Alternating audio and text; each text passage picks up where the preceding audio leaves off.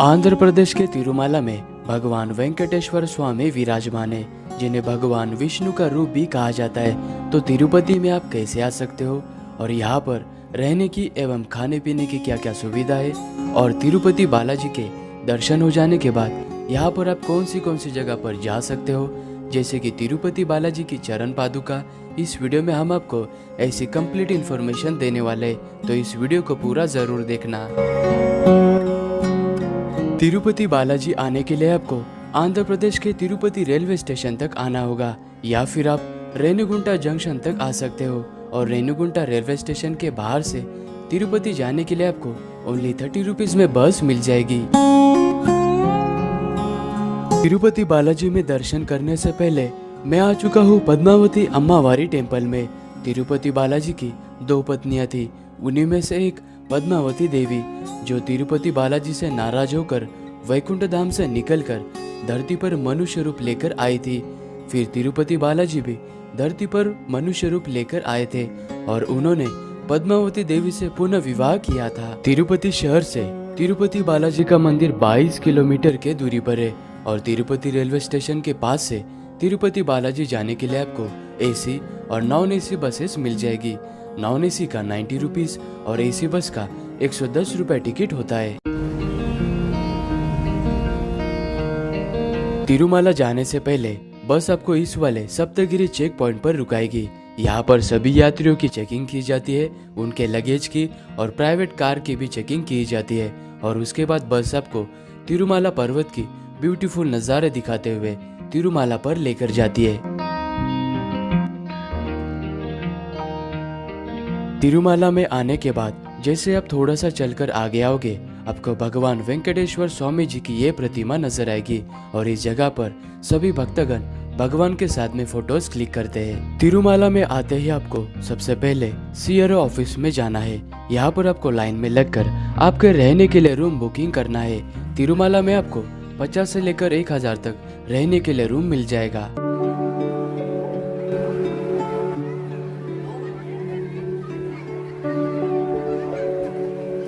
तिरुपति बालाजी का दर्शन करने से पहले मंदिर के पास में बने हुए इस स्वामी पुष्करनी में सभी भक्तगण शाही स्नान करते हैं और उसके बाद ही तिरुपति बालाजी का दर्शन करने के लिए जाते हैं। और दर्शन करने के लिए आपको पास की जरूरत होती है और वो पास आपको तिरुमाला में मिल जाएगा, या फिर आप घर से ही ऑनलाइन बुक भी कर सकते हैं।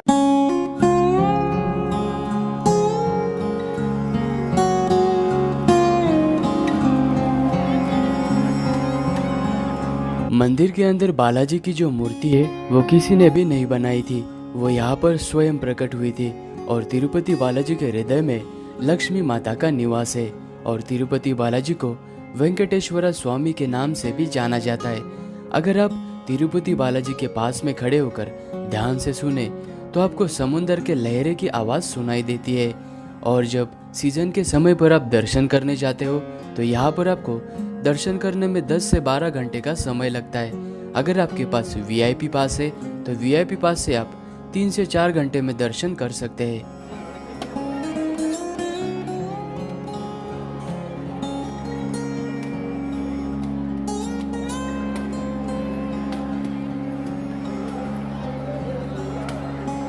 तिरुपति बालाजी के दर्शन हो जाने के बाद श्री वराह स्वामी जी के भी दर्शन जरूर करना।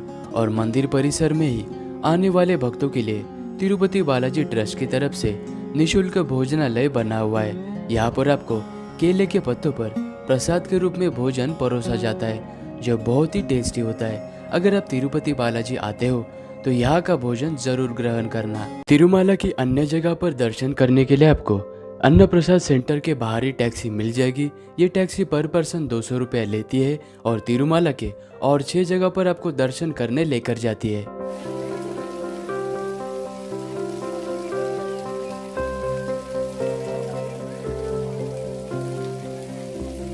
सबसे पहले हम आ चुके हैं पाप विनाशम तीर्थम। इस जगह पर आने के लिए आपको 5 मिनट सीढ़ियों से चलकर आना होता है और माना जाता है कि इस जगह से जो पानी बहता है वो भगवान विष्णु के चरणों से आता है और यहाँ पर जो स्नान करता है उनके पापों का निवारण होता है। और यहाँ पर स्नान करने के बाद सामने ही गंगा देवी मंदिर बना हुआ है, वहाँ पर आपको दर्शन करना होता है। तिरुमाला से ये जगह 5 किलोमीटर की दूरी पर है। पाप विनाशम तीर्थम में दर्शन करने के बाद टैक्सी आपको आकाश गंगा इस जगह पर लेकर आती है। ये वही जगह है, इसी जगह से तिरुपति बालाजी का अभिषेक करने के लिए पानी लेकर जाया जाता है।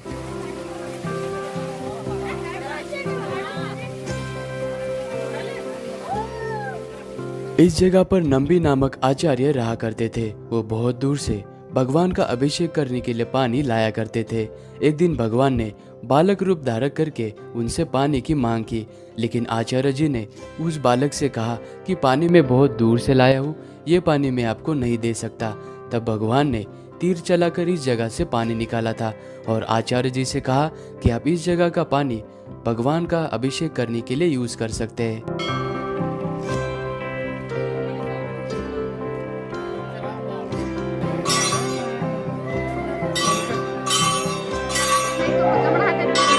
अभी हम आ चुके हैं हमारे तीसरे दर्शनीय स्थल पर। इस जगह का नाम है वेणुगोपाल स्वामी टेम्पल। इस मंदिर में जाने के लिए यात्रियों से जबरदस्ती 10 रुपये एंट्री फीस लिया जाता है और मंदिर के अंदर जाने के बाद मैंने देखा कि यहाँ का जो पुजारी है उसका बिहेव भी भक्तगण के साथ ठीक नहीं था, लेकिन हमें क्या, हमें तो दर्शन करना था।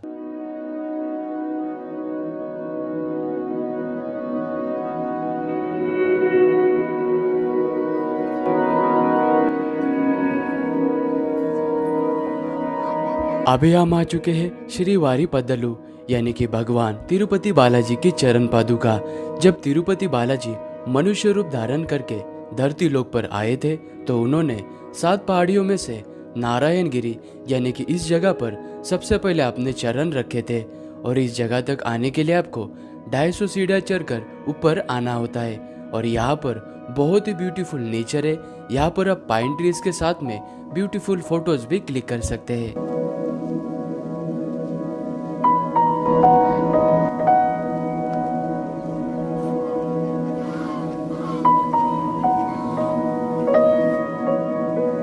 चरण पादुका दर्शन करने के बाद टैक्सी वाला आपको शीला तोरणम गार्डन में लेकर आता है।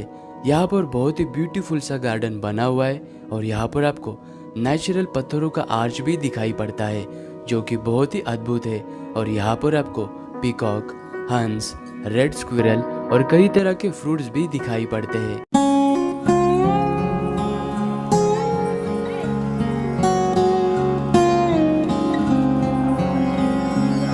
शीला तोरणम गार्डन देखने के बाद थोड़ा सा आगे बढ़ते ही आपको ये वाली सीढ़ियाँ नजर आएगी और इन सीढ़ियों से 2 मिनट चलने के बाद आपको ये वाला तीर्थ नजर आएगा। इसी जगह पर भगवान विष्णु जी का सुदर्शन चक्र गिरा था और उस कारण यहाँ से तीर्थ उत्पन्न हुआ था, इसीलिए इस जगह को चक्र तीर्थम कहा जाता है। और इसी जगह से 2 मिनट के ही दूरी पर एक प्राचीन एशियन टेम्पल बना हुआ है और यहाँ पर भी एक छोटा सा वाटरफॉल है, तो इस जगह पर भी आप जरूर आना। तिरुमाला में दर्शन करने के बाद शाम की 5 बजे की बस पकड़कर मैं वापस आ चुका था तिरुपति में और अगली सुबह होते ही मैं निकल पड़ा कपिला तीर्थम में दर्शन करने के लिए।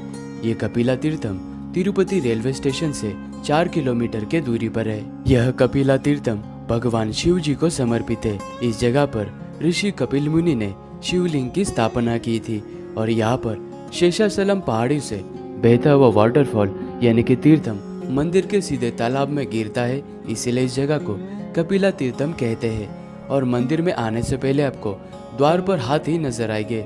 हाथी को गणेश जी का रूप माना जाता है। हाथी का आशीर्वाद लेने के बाद मंदिर में दर्शन करना होता है।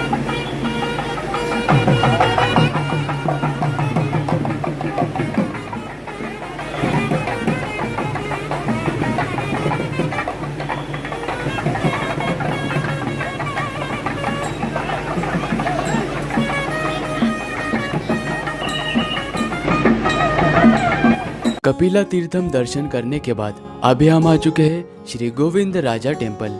यह मंदिर तिरुपति रेलवे स्टेशन से मात्र 5 मिनट के ही दूरी पर है। यह मंदिर तिरुपति का सबसे पुराना और सबसे पहला बना हुआ मंदिर है। यह मंदिर बनने के बाद ही तिरुपति शहर को बसाया गया था। इस मंदिर में जाने से पहले आपको यह दिव्य और भव्य द्वार नजर आता है।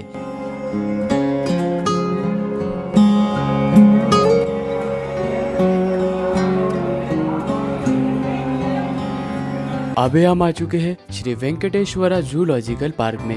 यह पार्क तिरुपति से 8 किलोमीटर के दूरी पर है और इस जगह पर 60 rupees per person entry fees लिया जाता है और यह पूरा पार्क आपको घूमने में 2 से 3 घंटे का समय लगता है।